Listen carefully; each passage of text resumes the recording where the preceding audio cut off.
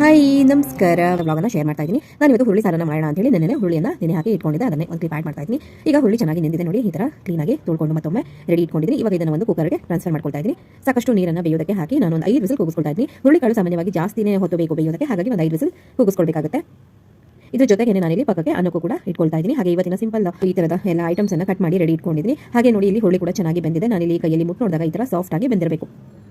ಇದಿಷ್ಟಾದ್ಮೇಲೆ ನಾನೇನು ಮಾಡ್ತೀನಿ, ಒಂದ್ಸಲ ಮತ್ತೊಮ್ಮೆ ಚೆಕ್ ಮಾಡ್ತಾ ಇದ್ದೀನಿ. ಯಾಕಂದರೆ ಹುರುಳಿ ಕೆಲವೊಮ್ಮೆ ಗಟ್ಟಿ ಆಗಿಬಿಡುತ್ತಲ್ಲ, ಹಾಗಾದ್ರೆ ಆ ಥರ ಆಗಿಬಿಟ್ರೆ ಇನ್ನೊಂದು ವಿಸಿಲ್ ಕೂಗಿಸ್ಕೊಳ್ಬೇಕಂತ ಹೇಳಿ ಹಾಗೆ ಅದರಲ್ಲಿ ಸ್ವಲ್ಪ ಹುರುಳಿಯನ್ನು ತಗೊಂಡು ನಾನು ಅದನ್ನು ರುಬ್ಕೊಂಡು ಪೇಸ್ಟ್ ಮಾಡಿ ಇಟ್ಕೊಳ್ತೀನಿ. ಹಾಗೆ ಒಂದು ಪಾತ್ರೆಯಲ್ಲಿ ಒಂದು ಸ್ವಲ್ಪ ಎಣ್ಣೆ ಹಾಕೊಂಡು ಅದಕ್ಕೆ ಸಾಸಿವೆ, ಕರಿಬೇವು, ಹಾಗೆ ಈರುಳ್ಳಿ ಮತ್ತು ಬೆಳ್ಳುಳ್ಳಿ, ಹಾಗೆ ಹಸಿರು ಮೆಣಸಿನಕಾಯಿ ಎಲ್ಲವನ್ನು ಹಾಕಿ ಚೆನ್ನಾಗಿ ಇಲ್ಲಿ ಹುರ್ಕೊಳ್ತಾ ಇದ್ದೀನಿ. ಇದಾದಮೇಲೆ ಸ್ವಲ್ಪ ಟೊಮೆಟೊವನ್ನು ಕೂಡ ಹೆಚ್ಚಿ ಅದನ್ನು ಕೂಡ ಸೇರಿಸ್ಕೊಂಡು ಹುರ್ಕೊಳ್ತಾ ಇದ್ದೀನಿ. ಎಲ್ಲವೂ ಚೆನ್ನಾಗಿ ಬೆಂದಿದ್ದಾದ ನಂತರ ನಾನು ಇದಕ್ಕೆ ಬೇಯಿಸ್ಕೊಂಡಿದ್ದನಲ್ಲ ಈಗಾಗಲೇ ಆ ಒಂದು ಹುರುಳಿ ಕಾಳನ್ನು ಇದಕ್ಕೆ ಸೇರಿಸ್ಕೊಳ್ತಾ ಇದ್ದೀನಿ.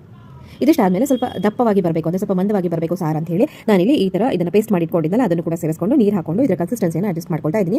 ಸಾಮಾನ್ಯವಾಗಿ ಹುರುಳಿ ಕಟ್ಟಿನ ಸಾರನ್ನು ಮಾಡ್ತಾರಲ್ವ, ಅದು ಇನ್ನೊಂಥರ ಚೆನ್ನಾಗುತ್ತೆ. ಅದರ ರೆಸಿಪಿಯನ್ನು ಕೂಡ ನೆಕ್ಸ್ಟ್ ಯಾವಾಗಾದರೂ ಶೇರ್ ಮಾಡ್ತೀನಿ. ನಾನಿಲ್ಲಿ ಜಸ್ಟ್ ಹುರುಳಿ ಸಾರನ್ನು ಮಾಡ್ತಾ ಇದ್ದೀನಿ. ನೆಕ್ಸ್ಟ್ ಇದಕ್ಕೆ ನಾನು ಇದಕ್ಕೆ ಸಾಂಬಾರ್ ಪೌಡರು, ಹಾಗೆ ಒಂದು ಸ್ವಲ್ಪ ಬೆಲ್ಲ ಮತ್ತು ಖಾರದ ಪುಡಿ ಮತ್ತು ಒಂದು ಸ್ವಲ್ಪ ಹುಣಸೆ ರಸ ಇದಿಷ್ಟನ್ನು ಹಾಕೊಂಡು ಚೆನ್ನಾಗಿ ಇದನ್ನು ಬೇಯಿಸ್ಕೊಳ್ತಾ ಇದ್ದೀನಿ. ಹಾಗೆ ನಾನು ಇದಕ್ಕೆ ಹುಣಸೆ ರಸದ ಬದಲಾಗಿ ಇಲ್ಲಿ ಹುಳಿ ಪುಡಿ ಇರುತ್ತಲ್ವ ಅದನ್ನು ಸೇರಿಸ್ಕೊಂಡಿದ್ದೀನಿ. ಸೊ ಎಲ್ಲವನ್ನ ಸೇರಿಸ್ಕೊಂಡಿದ್ದಾಯಿತು. ಫೈನಲ್ ಆಗಿ ಸ್ವಲ್ಪ ಕೊತ್ತಂಬರಿ ಸೊಪ್ಪನ್ನು ಹಾಕೊಂಡು ಇದನ್ನು ಚೆನ್ನಾಗಿ ಕುದಿಸ್ಕೊಳ್ಬೇಕು. ಅನ್ನನೂ ಆಗಿದೆ, ಹಾಗೆ ಹುರುಳಿಯ ಸಾರು ಕೂಡ ರೆಡಿ ಇತ್ತು. ಹಾಗೆ ನಾನೀವೊಂದು ಸಿಂಪಲ್ ಆದ ಕೋಸಂಬರಿಯನ್ನು ಕೂಡ ಮಾಡ್ಕೊಂಡಿದ್ನಲ್ವ, ಎಲ್ಲವನ್ನು ಚೆನ್ನಾಗಿ ಹಾಕೊಂಡು ಒಂದೆರಡು ಹಪ್ಪಳವನ್ನು ಕೂಡ ಕರೆದಿದ್ದೆ. ಉಪ್ಪಿನಕಾಯಿಯನ್ನು ಹಾಕೊಂಡು ಸ್ವಲ್ಪ ಮೊಸರು ಜೊತೆ ಊಟ ಮಾಡ್ಕೊಂಡಿದ್ದೆ.